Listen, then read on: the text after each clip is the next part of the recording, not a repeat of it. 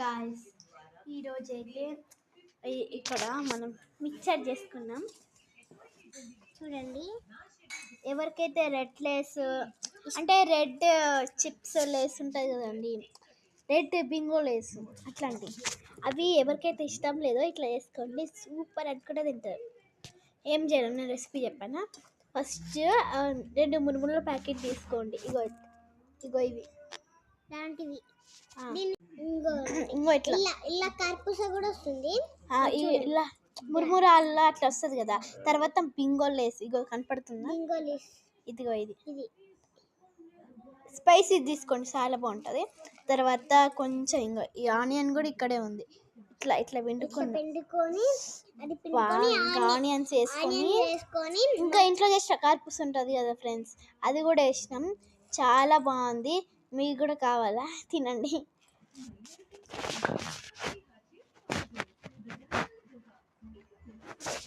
మాకైతే ఇంకా స్నాక్స్ లెక్క తింటున్నాం, ఆకలి అవుతుందని.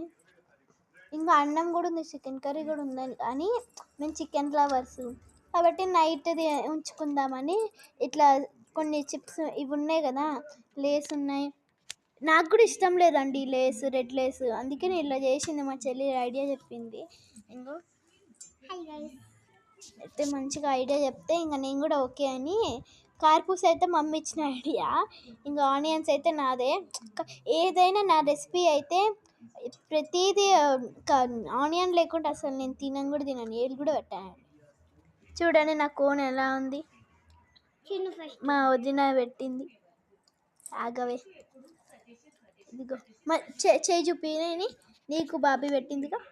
బాబీ అంటే వదిన, ఎవరో అనుకోకండి, అది హిందీలో మేమంటాం, ఎందుకంటే వాళ్ళు మార్వాడీస్. బాగుంది కదా, చాలా బాగా పెట్టిందండి.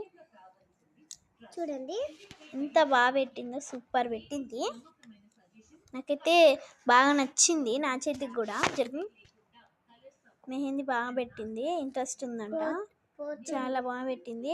ఇంకా మిక్చర్ అయితే చెప్పక్కర్లేదు, చాలా బాగుంది. టేస్ట్ చేద్దాం. సూపర్ ఉందండి, సూపర్ ఉంది. Okay guys, bye. ఇంకా మేము తినాలి, bye. Hi guys, wish you all